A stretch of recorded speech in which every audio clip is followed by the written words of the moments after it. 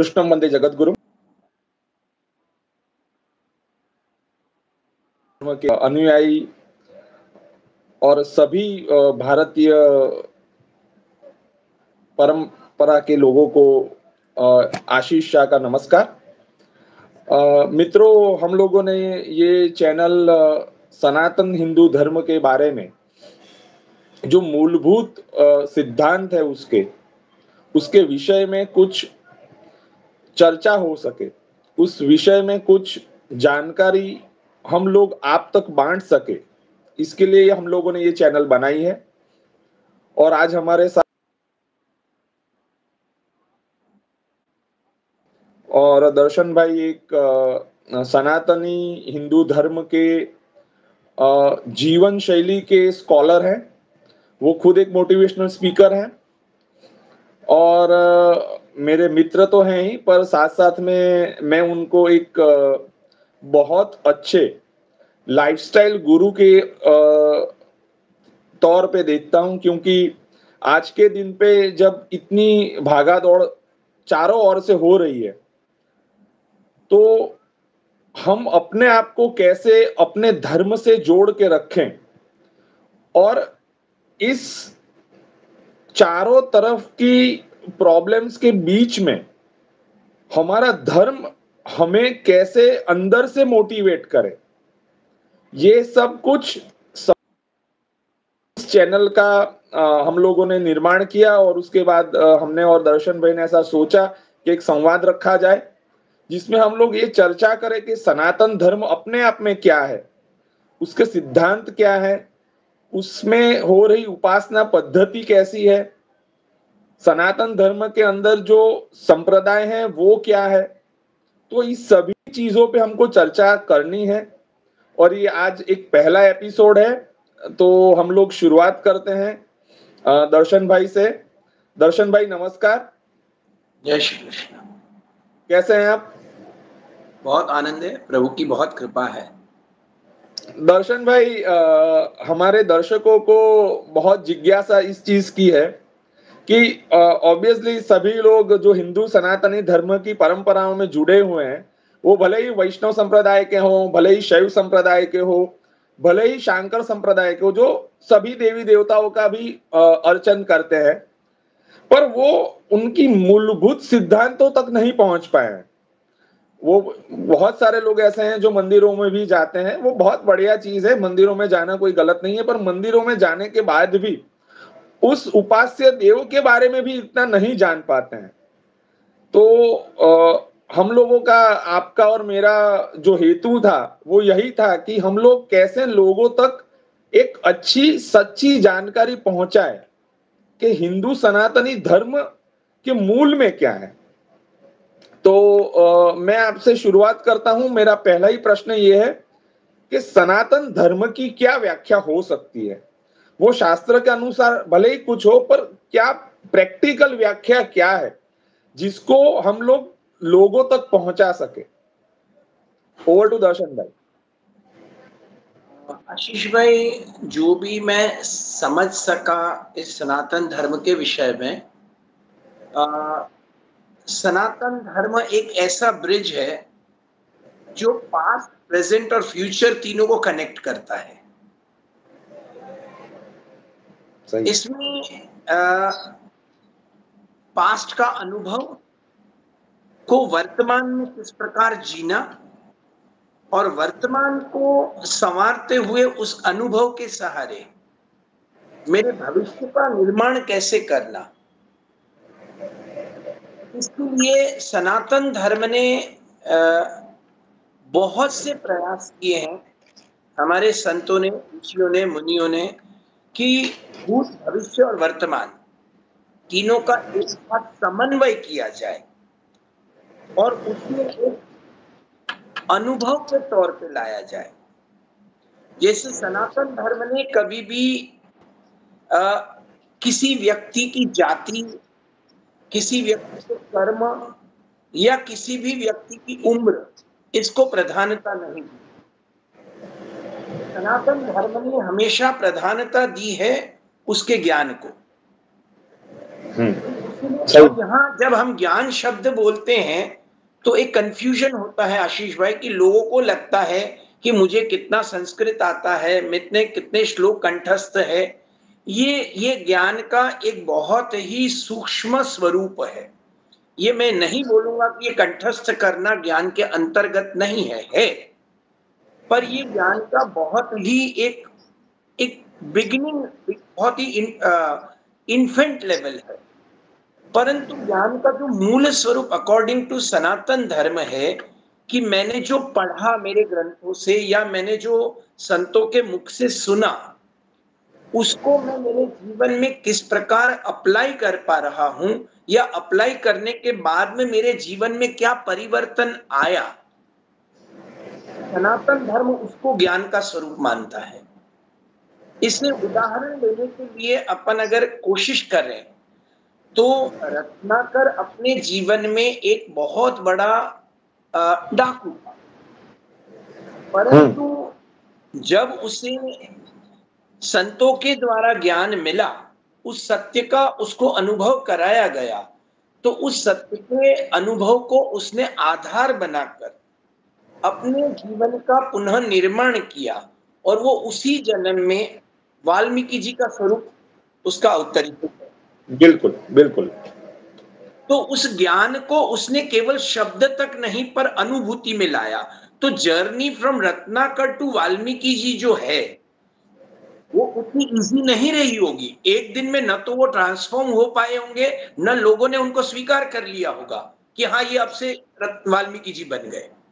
उनको बहुत सारा स्ट्रगल करना पड़ा होगा, सबसे पहले तो खुद के स्वभाव से लड़ने के लिए, क्योंकि ये इतने वर्षों की जो उनका एक आदत, एडिक्शन रहा होगा, उस एडिक्शन को छोड़ना, और उसके बाद अपनी उस इमेज को टोटली वाइप्ड आउट करके समाज में एक नई इमेज को प्रेजेंट करना। पर उन्होंने एक ही लाइफ के अंदर में ये पॉसिबल करके दिखाया, जो एक बोला जाता है प्राण और प्रकृति एक साथ जाते हैं।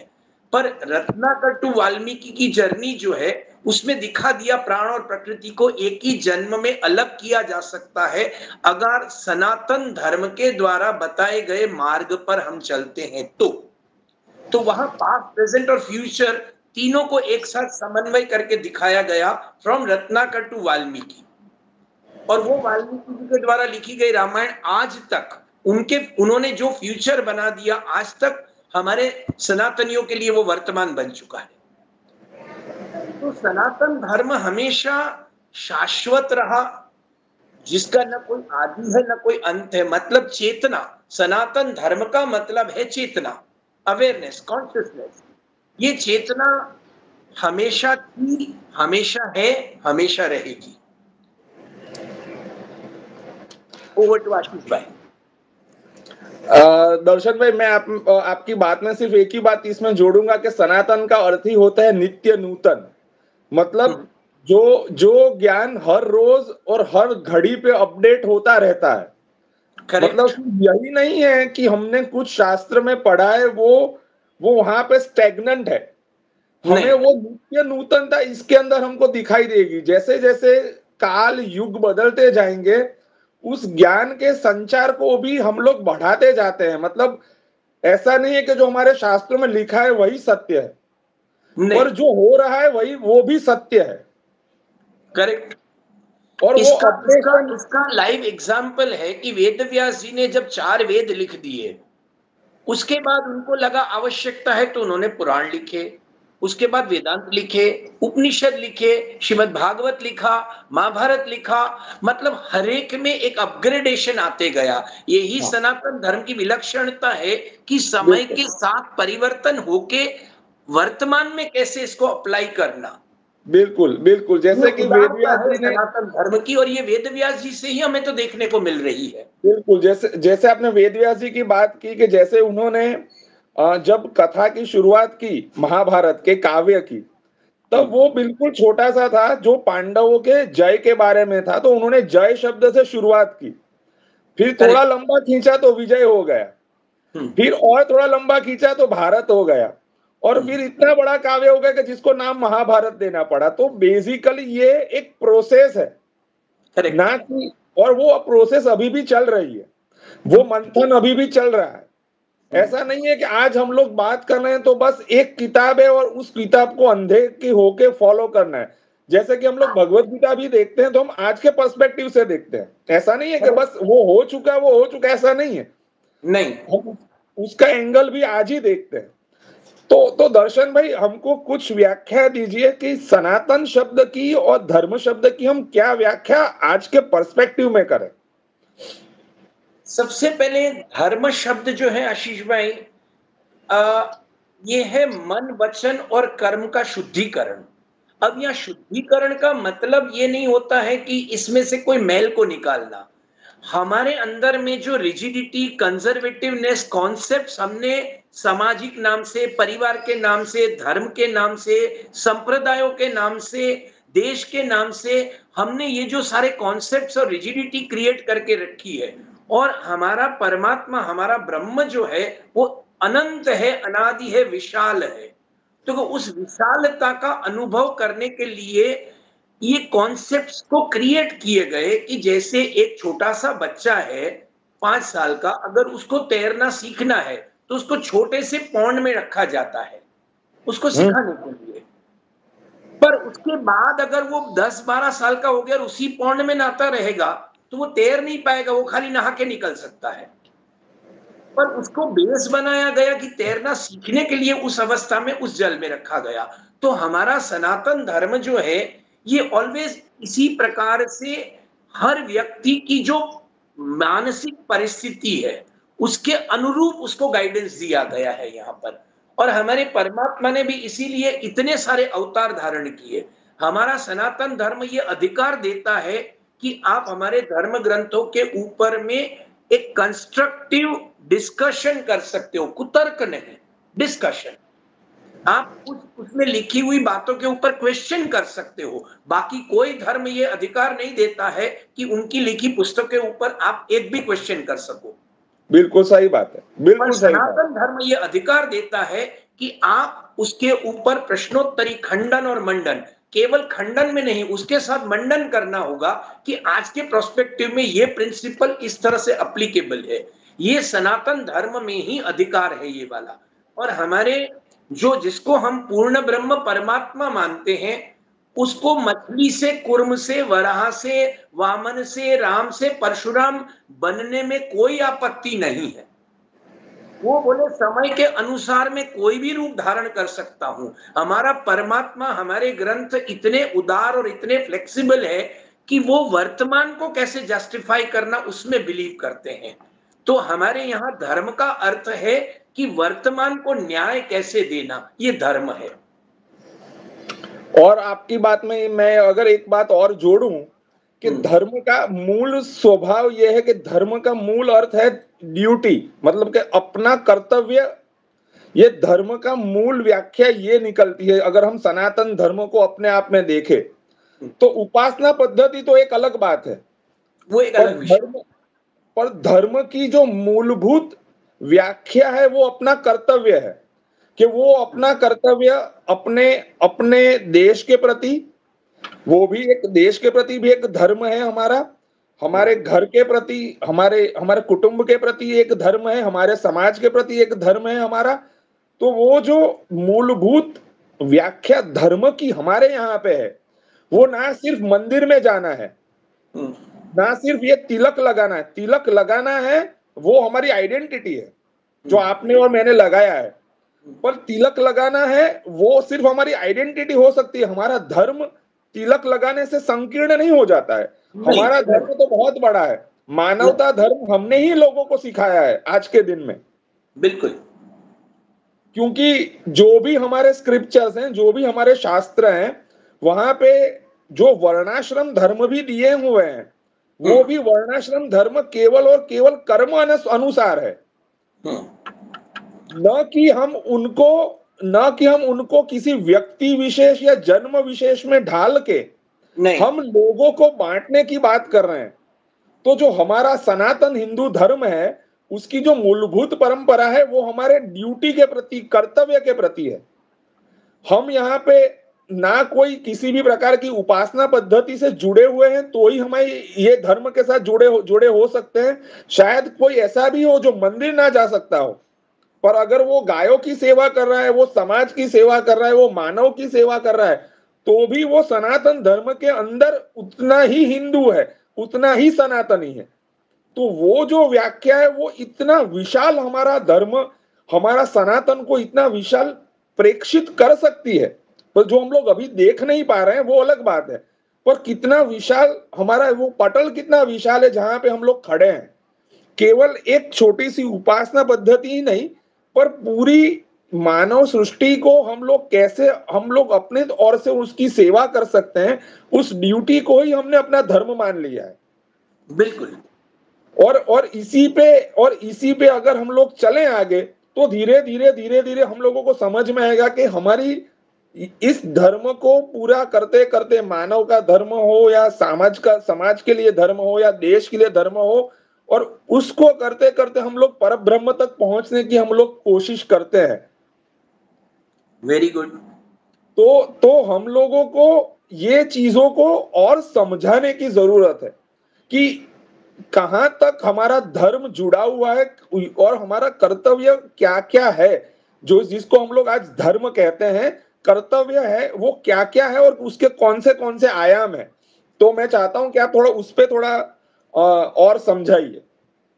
आशीष भाई, जो शायद आप कहना चाह रहे हैं, मैं जो समझ पा रहा हूं, उसमें हमारे 4 लेवल बताए गए हैं धर्म के आधार पे, कि धर्म, अर्थ, काम और मोक्ष। बिल्कुल। तो यहाँ पर धर्म को सबसे पहले कर्तव्य माना गया है। पर वो कर्तव्य कब? तो कि वो कर्तव्य कब होता है? हमको लगता है कि मेरी ये जिम्मेदारी है, पर जिम्मेदारी कब मिली? उसके पहले मुझे एक अधिकार मिला। बिल्कुल। सपोज करिए कि कोई लड़की शादी करके अपने ससुराल आती है, तो जिस दिन वो ससुराल में आती है उसी दिन वो उस घर की बहू बन जाती है। बिल्कुल। तो अधिकार तो उसको बहू का मिल गया। अब उसका कर्तव्य बनता है कि उस ससुराल के प्रति, कि वो किस प्रकार से उस ससुराल को अपना बना लेती है, और वो अपनत्व देकर उनके हृदय में अपनी जगह बना लेना। उसको वहां घर मिल गया, उसको परिवार मिल गया, उसको गहने कपड़े मिल गए, उसको रहने का अधिकार मिल गया, उसको भोजन मिल गया, उसको सारी व्यवस्था मिल गई। तो पहले अधिकार मिला है, बाद में कर्तव्य है। तो हम जिसको, धर्म का मतलब होता है कि अपने अधिकारों को पहले समझना कि मेरे को ऑलरेडी ये राइट्स मिल चुके हैं, अब मेरी ड्यूटी है। तो जब मैं ड्यूटी, अगर मैं केवल ड्यूटी करता हूं और धर्म के अंतर्गत मेरे कर्तव्य को मैंने नहीं देखा है, तो मैं ड्यूटी करते करते मेरे अंदर में एक्सपेक्टेशन लेवल बहुत बढ़ जाता है कि मैंने इतना किया, मुझे तो कुछ भी नहीं मिला। परंतु हमारा धर्म सिखाता है कि पहले ये देखो कि तुम्हें कितना मिल चुका है, अब तुमको देने की बारी है।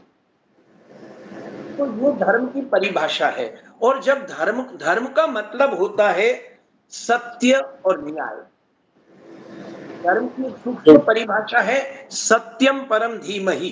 तो क्या सत्य और न्याय, इसको आधार करके इसके ऊपर में धर्म की नींव रखी जाती है, और उस सत्य और न्याय के आधार पे अर्थ का उपार्जन करना।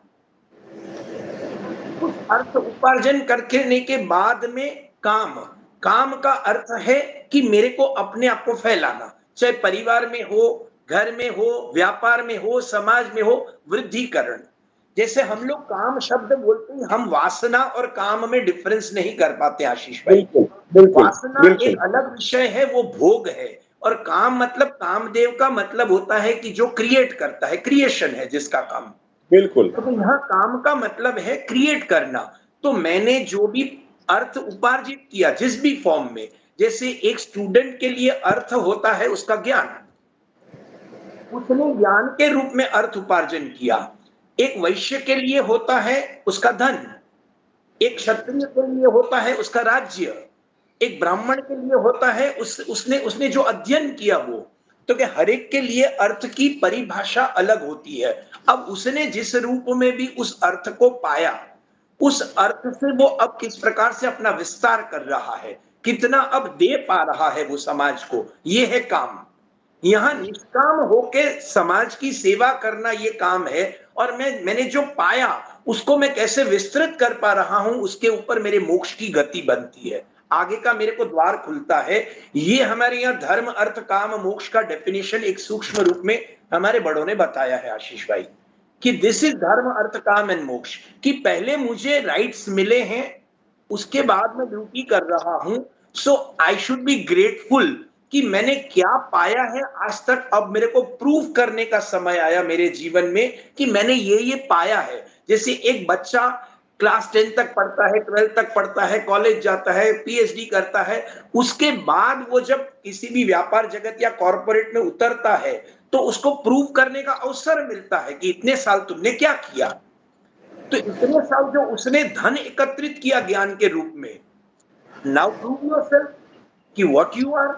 पर वो बोलेगा नहीं नहीं, मेरे ऊपर तो ऑफिस ने इतना बर्डन डाल दिया, काम वालों ने इतना बर्डन डाल दिया, ये हो गया, तो कैसे, तो फिर तो तुमने क्या अर्जित किया इतने दिन। जो मैंने अर्जित किया उसको मैं किस प्रकार से विस्तृत कर रहा हूं, समाज में वितरित कर रहा हूं, उसके ऊपर मेरी मुक्ति। मुक्ति का मतलब है कि और भी मेरा एक्सपेंशन होना। मुक्त होने का मतलब मर जाना नहीं है, मेरा एक्सपेंशन। मुक्त होने का एक मतलब और भी होता है कि जब, अगर मैं आपकी बात को अगर आगे लेके चलूं, कि धर्म का अर्थ है कि अगर मैंने ड्यूटी को परफॉर्म किया, उस ड्यूटी को परफॉर्म करते करते धर्म से अर्थ तक पहुंचा, मतलब मैंने जब ड्यूटी परफॉर्म की तब मेरे अंदर अहेतुकीय भाव था कि मुझे कोई फल की कामना नहीं थी, मैंने फल के बारे में सोचा नहीं था, और उस अहेतुकीय भावना से मैंने अपनी ड्यूटी निभाते निभाते मुझे जो कुछ भी फल प्राप्त हुआ, उससे धीरे धीरे मेरे काम के द्वारा, मेरी इच्छाओं के द्वारा मैंने उस पाए हुए फल को मैंने और विस्तृत किया, और धीरे धीरे मैंने उस विस्तृतीकरण से अपने आप को मोक्ष की तरफ, मतलब परम ब्रह्म की तरफ में खुद चल रहा हूं अब। कि अब धीरे धीरे करके जो मैंने कुछ पाया है वो सभी कुछ मैं अब परमात्मा तक अर्पण कर रहा हूं। तो ये भी यही चैनल है जो हमको, मतलब अपनी ड्यूटी करते करते करते करते ही हमको परमात्मा तक पहुंचाएगी। एक्सीलेंट आशीष भाई। फिर से इसको और भी सिंपल फॉर्म में समझने के लिए, कि आज एक इंसान एक परिवार बनाया, उसने, उसकी शादी हुई, तो शादी हुई तो वो अपनी पत्नी को लेके आया, कुछ समय बाद उसके घर में एक पुत्र हुआ। अब वो बच्चे को पढ़ाता है, लिखाता है, सब कुछ करता है। तो वो जब पिता बन रहा है तो वो कुछ कुछ जगह से अपनी सेल्फ कुछ डिजायर से अपने आप को मुक्त करता है, क्योंकि अब वो ऑलरेडी एक राइट को एंजॉय कर रहा है कि नाउ इज अ फादर। सो वो अपनी कुछ डिजायर को वाइंड अप करता है, और वहां पे वो मुक्त हुआ वहां से, क्योंकि उसका अपग्रेडेशन हुआ। उसके बाद वो पिता बना, उसने पिता का रोल निभाया, पिता का रोल निभाते निभाते उसने उस बच्चे को पढ़ाया, लिखाया, बड़ा किया, उस बच्चे की शादी की, उस बच्चे के घर बच्चा हुआ। तब वो अपने बेटे को के प्रति उसका उत्तरदायित्व नील हो जाता है, क्योंकि वो देखता है कि नहीं, मेरा बेटा बहुत सक्षम हो गया, तो इसका मतलब वो वहां से मुक्त हो गया। तो अब वो क्या कर रहा है, वो खाली बेटे के ऊपर नजर रख रहा है और अपने पोते के साथ में वो जुड़ के उसका आनंद ले रहा है। तो वो मुक्ति ने उसको आनंद दिया या उसको नीरस बना दिया।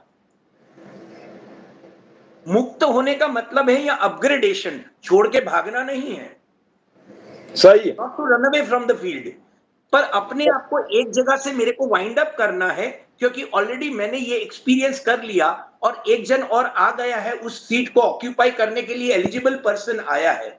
इसको और समझने के लिए आशीष भाई, आपके घर में सपोज करिए 3 साल का बच्चा है, उस बच्चे को लेके आप शॉपिंग के लिए गए, तो आप तो उसको पूछोगे नहीं कि कौन सा ड्रेस खरीदना और कौन सा नहीं खरीदना है, वो आप अपने माइंड के हिसाब से उसको लेके दोगे जो उसके लिए बेस्ट होगा। पर जब वो 10-12 साल का हो गया, तब आप उसको लेके जाते हो और उसको पूछते हो, बेटा तेरे को क्या पसंद है, तू देख। उसके बाद में जब वो 20 साल का हो गया तो आप उसको पैसा दे देते हो कि तेरे को जो पसंद है वो ले ले। तो आप मुक्त होते गए क्योंकि वो रिस्पॉन्सिबिलिटी लेते गया, पर इसका मतलब आपने उससे थोड़ी अपना पीछा छुड़ा दिया है। आपने उसके ऊपर दूसरी जगह ध्यान दे रहे हैं कि जहां उसको अभी भी जरूरत है, अभी भी वो अपनी करियर ओरिएंटेड नहीं हो पा रहा है, या उसमें मेच्योरिटी नहीं आ रही है, या वो अपने आप को और भी थोड़ा सा एक बार नहीं रख पा रहा है सोशली या अपना प्रोफेशनल वर्ल्ड में, आप वहां नजर रखते हैं। अब आप उसको कपड़ा कैसे खरीदना, जूता कैसा खरीदना, उसमें आपकी नजर नहीं है, क्योंकि उसने प्रूव कर दिया कि he is eligible to buy that. तो ये मुक्ति का मतलब ये नहीं होता है कि शरीर छोड़ के मर के भूत बन के चला जाना, नहीं। वहां से मुक्त होना कि जहां अगला केपेबल हो गया है, अब मेरी जरूरत कहां है, वेयर एम आई नीडेड। एक जगह मेरी फिजिकली जरूरत थी, उसके बाद मेंटली जरूरत थी, उसके बाद बहुत कम नजर रखने से भी मेरा काम हो रहा है, तो मैं अब अपने आप को कहां इन्वॉल्व करूं। दिस इज अपग्रेडेशन, या मोक्ष का मतलब है अपग्रेडेशन। ये कोई किसी और लोक में जाने की बात नहीं है, अपना अपग्रेडेशन करते जाना। क्योंकि हम सनातनी जो है वो रीबर्थ में बिलीव करते हैं आशीष भाई। हम ये नहीं मानते कि हम ये जन्म पूरा हो गया, अब जब फिर से प्रलय होगा तब हम पैदा होंगे, नहीं। इस जन्म में मैंने जितना अपने आप को, अपना विजडम को, अपनी नॉलेज को, अपने एक्सपीरियंस को मैंने जितना गेन कर लिया, मेरा नेक्स्ट लाइफ जो है वहां से फिर से कंटिन्यू होने वाला है। तो इसीलिए हम जो सनातनी है वो जितना धन एकत्रित करने में विश्वास करते हैं, उससे कई ज्यादा ज्ञान अर्जन में विश्वास करते हैं, क्योंकि वो ज्ञान ही हमारा कैरी फॉरवर्ड होने वाला है। फिर से मैं ज्ञान बोलूंगा in the form of experience, not in the form of words. अनुभव के फॉर्म में हम अनुभव को एकत्रित करने में विश्वास करते हैं, और वो अनुभव को लेकर हम हमारे जीवन को, ये हमारी पूंजी बनाते हैं कि ये मेरे साथ जाने वाली। इसीलिए हमारे यहाँ एक पर्टिकुलर प्रभाव है कि ज्ञान लेने की कोई उम्र नहीं होती है, क्योंकि ज्ञान की कोई उम्र नहीं होती है। 10 साल में भी लिया जाता है, 80 साल में भी लिया जाता है। क्यों? क्यों 80 साल में ज्ञान लेके अब क्या हो गया, सुनाई नहीं दे रहा है, दिखाई नहीं दे रहा है, हाथ पैर नहीं चल रहे, तो वो तुम्हारे शरीर का हाथ पैर नहीं चल रहा है, तुम्हारे अंदर में जो चेतना है वो तो इंटैक्ट है। अगर उसमें अभी भी जितना नॉलेज अपलोड कर दिया तुमने, फिर अगले जन्म में वो काम आने वाला है। तो हम सनातनी ऑलवेज ज्ञान प्रधान रहे हैं। क्यों? तो कि भगवान के जो 6 धर्म है, ऐश्वर्य, वीर्य, यशस्वी, 5वां है ज्ञान। और जो ज्ञान है, ज्ञान किसको कहते हैं? जो हमको वैराग्य की ओर ले जाए। वैराग्य का मतलब भगवा नहीं, मतलब मेरी डिजायर का अपग्रेडेशन होना। मुकुंद रति वर्धिनी, एक जगह वल्लभाचार्य जी ने पुष्टि मार्ग के अंदर में यमुनाष्टक में बोला है, मुकुंद रति वर्धिनी, रति का वर्धन होना, मतलब upgradation of the desire. Desire को इरेज करना नहीं बोला, डिजायर का रिफाइन लेवल में जाना। तो बिल्कुल सही बात। हमारा सनातन धर्म ऑलवेज हमारी डिजायर को मिटाने में कभी नहीं मानता है। वो कहता है डिजायर के रूप में तो परमात्मा तुम्हारे अंदर है, उस डिजायर, उस परमात्मा के अलग अलग स्वरूप को, अलग अलग लेवल को एक्सपीरियंस करो तुम, ये तुम्हारे जीवन की सार्थकता है। तो ये हमारे यहाँ मोक्ष का स्वरूप है कि परमात्मा के रिफाइनेस्ट लेवल का अनुभव, ये मोक्ष है हमारे सनातन धर्म में। ओवर टू आशीष भाई।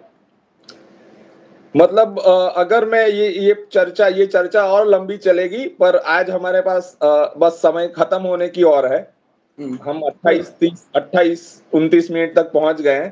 तो मैं इस चीजों को अगर समअप कर लूं एक बार, कि हमने क्या व्याख्याएं की है या क्या व्याख्याएं हैं जिसको हम समझ पाए हैं।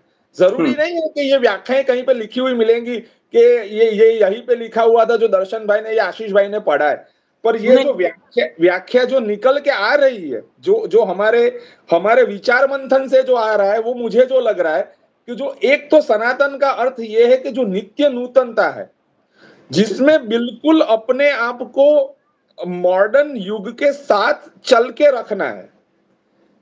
बिल्कुल, हमें मॉडर्नाइज होने में प्रॉब्लम नहीं होना चाहिए, हमें वेस्टर्नाइज होने में प्रॉब्लम होना चाहिए। हम किसी का अनुकरण कर दें अंधे बनकर। सॉरी टू इंटरप्ट, पर हमारे शंकराचार्य जी महाराज ने बोल दिया, दिने दिने नवम नवम नमामि कृष्ण नागरम।